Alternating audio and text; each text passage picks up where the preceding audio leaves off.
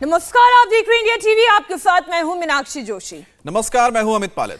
अजमेर में सिर तन से जुदा का भड़काऊ नारा लगाने वाला गौहर चिश्ती हैदराबाद से गिरफ्तार कर लिया गया है। गौहर चिश्ती को हैदराबाद से देर रात जयपुर लाया गया। गौहर चिश्ती 15 दिनों से अपने गेटअप को बदल कर पुलिस को चकमा दे रहा था और पुलिस ने गौहर चिश्ती के साथ अमानुल्लाह नाम के शख्स को भी गिरफ्तार किया है। हैदराबाद के पीली खान में अमानुल्लाह की मकान में गौहर चिश्ती छिपा हुआ था। फरार होने के दौरान उदयपुर, उसके अलावा आपको बता दें कि जयपुर, बिहार के पूर्णिया में भी गौहर चिश्ती रुका था। पुलिस अब इस बात का पता लगाने की कोशिश कर रही है कि क्या इस दौरान गौहर पीएफआई के संपर्क में था।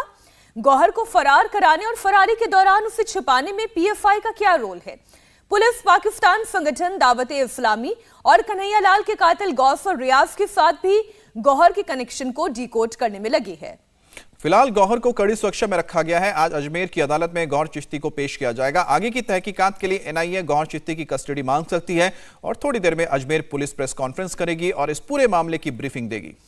गौहर चिश्ती सरेंडर करना चाहता था और इसके लिए वो पिछले एक हफ्ते से कोशिश कर रहा था।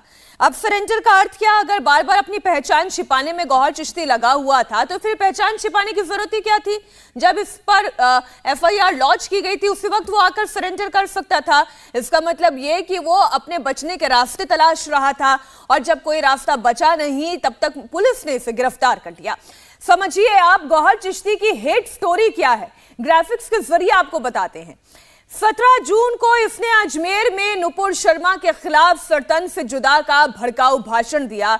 लोगों के सामने तकरीर करने के बाद इसने मीडिया के सामने भी सरतन से जुदा करने की बात दोहराई। और 25 जून को अजमेर पुलिस ने गौहर के खिलाफ एफआईआर दर्ज की और 14 जुलाई की रात इसे हैदराबाद से गिरफ्तार कर लिया गया। तो कुल मिलाकर 17 से लेकर 14 जुलाई के बीच में आपने देखा कि किस तरह से वो खुद को बचाते रहा। और सबसे पहले सुनिए 17 जून को गौहर चिश्ती ने अजमेर में क्या भड़काऊ भाषण दिया था। गुस्ताखे रसूल की एक सजा, गुस्ताखे रसूल की एक सजा, गुस्ताखे रसूल की एक सजा, गुस्ताखे रसूल की एक सजा, गुस्ताखे रसूल की एक सजा, गुस्ताखे रसूल की एक सजा। गौहर ने सरतन से जुदा की एक बात एक बार नहीं कही बल्कि बार बार कही, जुलूस में तकरीर के दौरान कही, लोगों से नारे लगवाए। इतने पर भी उसका मन नहीं भरा, गलती का एहसास नहीं हुआ। मीडिया के सामने इस बात को फिर से दोहराया।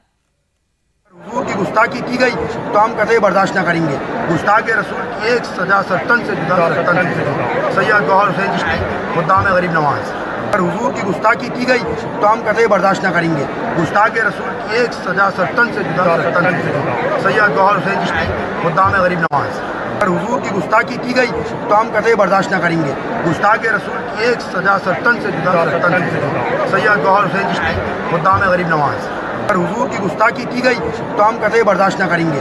गुस्ताख रसूल की एक सजा सरतन से जुदा, सैयद गौहर हुसैन चिश्ती खुद्दाम गरीब नवाज। भड़काऊ भाषण के बाद गौहर चिश्ती जब फरार हुआ तो सबसे पहले उसने जयपुर को अपना ठिकाना बनाया और बिहार के पूर्णिया में भी इसकी लोकेशन ट्रेस हुई है। ये वहां भी कई दिनों तक छुपा था और पुलिस से छिपता हुआ ये गौहर चिश्ती हैदराबाद पहुंच गया। यहां पर वो पीली खान में गौस महल में ठहरा। ये वो जगह है जहां कन्हैया लाल का हत्यारा गौस और उसका सहयोगी वसीम भी 2014 से 2018 तक लगातार आता रहा। अब आप कनेक्शन समझिए, जहां पर ये कातिल हत्यारे लगातार ठहरते आ रहे थे, संरक्षण पाते आ रहे थे, वहीं पर संरक्षण पाने कौन गया? गौहर चिश्ती। इसका तो सीधा अर्थ यह है कि सब आपस में मिली भगत है, सब आपस में जुड़े हुए हैं। एक बड़ा सवाल खड़ा करता है। गौहर चिश्ती के भड़काऊ बयान के कुछ ही दिन के बाद कन्हैया लाल का उदयपुर में मर्डर हुआ था। पुलिस कन्हैया मर्डर केस में गौहर चिश्ती के इन्वॉल्वमेंट की जांच भी कर रही है। और 17 जून को गौहर ने भाषण दिया और उसी दिन शाम को 6 बजे से उदयपुर पहुंचा और उसी दिन उदयपुर में इसने किसी के बैंक अकाउंट में पैसा ट्रांसफर किया और इसके बाद 20 जून को उदयपुर का माहौल भी गर्म हो गया। वहां भी नुपुर शर्मा के खिलाफ भड़काऊ नारे लगे और फिर 28 जून को गौस और रियाज ने कन्हैया लाल की हत्या कर दी। हत्या करने के बाद गौस और रियाज अजमेर के लिए रवाना हुए। यहां पर रास्ते में दोनों को पकड़ लिया गया। तो ये पूरी टाइमलाइन हमने आपके सामने रखी है। एनआईए की कस्टडी लेने से पहले अजमेर पुलिस ने गौहर से रात में कई सवाल पूछे, जिसका जवाब गौहर सही तरीके से नहीं दे पाया। और पुलिस ने गौहर से क्या सवाल पूछे, जिसमें कन्हैया लाल के हत्यारे रियाज और गौस से उसका क्या संबंध है, कैसे वो इन दोनों को जानता था। पुलिस ने यह भी पूछा है कि भड़काऊ भाषण देने के बाद उदयपुर क्यों गया था और किसने मुलाकात करने के लिए गया था, वहां पर पैसा ट्रांसफर किसको किया। तो पुलिस ने गौर से ये सारे सवाल पूछे हैं और साथ ही पाकिस्तानी संगठन दावत इस्लामी से वो कब जुड़ा, ये भी सवाल पूछा गया। हैदराबाद में मुनव्वर से उसका क्या लेना देना है। दावत इस्लामी के जरिए जो पाकिस्तान से नेटवर्क खड़ा किया गया है, उसमें रियाज और गौस भी थे, दोनों पीएफआई से भी जुड़े हुए थे। तो क्या उदयपुर घटना का पूरा प्लान अजमेर में तैयार किया गया। पुलिस ने सरवर चिश्ती के एंगल से भी गौर से पूछताछ की है। पुलिस ने पूछा है कि क्या सरवर चिश्ती के साथ उसका पैसे का लेन देन होता था। गौर से यह भी पूछा गया है कि फरार रहने के दौरान वो कहां छुपा था, खासतौर से वो हैदराबाद ही जाकर क्यों छुपा। इन सारे सवालों का जवाब गौहर चिश्ती ठीक तरीके से नहीं दे पाया। उसकी गिरफ्तारी हो चुकी है, पुलिस जयपुर लेकर आ गई है। लगातार अब इस मामले में उससे और कई सारे सवाल पूछे जाएंगे और बार बार पूछे जाएंगे जब तक कि ये सभी डॉट्स कनेक्ट नहीं हो जाते। गौहर चिश्ती पाकिस्तानी संगठन दावत इस्लामी के संपर्क में था। इस संगठन से कन्हैया लाल के हत्यारे रियाज और गौस भी जुड़े थे। जांच एजेंसी इस एंगल से भी अब छानबीन कर रही है। दावत इस्लामी पाकिस्तानी संगठन है और आपको ध्यान होगा एनआईए की जांच रिपोर्ट में इस बात का खुलासा हुआ कि कैसे पाकिस्तान में बैठकर एक मौलाना ने भड़काऊ तकरीर दी। उन्होंने यहां पर ना सिर्फ माइंड वॉश किए हुए मुस्लिम युवाओं को भड़काया और कहा कि तुम लोग कुछ करते क्यों नहीं। और इस बीच दावत इस्लामी का इससे कनेक्शन सामने आना और फिर रियाज और गौस का दावत इस्लामी से जुड़ने का कनेक्शन सामने आना। पीएफआई से क्या गौहर चिश्ती का भी कोई कनेक्शन है। अब ये पूरी रिश्तेदारी खादिमों की, भड़काऊ खादिमों की, वो भी हम आपके सामने रख रहे हैं। सरवर चिश्ती जो कि गौहर चिश्ती का चचा है, उन्होंने भी कुछ इसी तरीके की भड़काऊ तकरीरें की थी। गौहर चिश्ती गिरफ्तार कर लिया गया क्योंकि उसने ना सिर्फ पब्लिक प्लेस पर सर तन से जुदा के नारे लगवाए, बल्कि मीडिया के सामने भी जब वो आया तो अपने इस नारे को उसने सही ठहराया।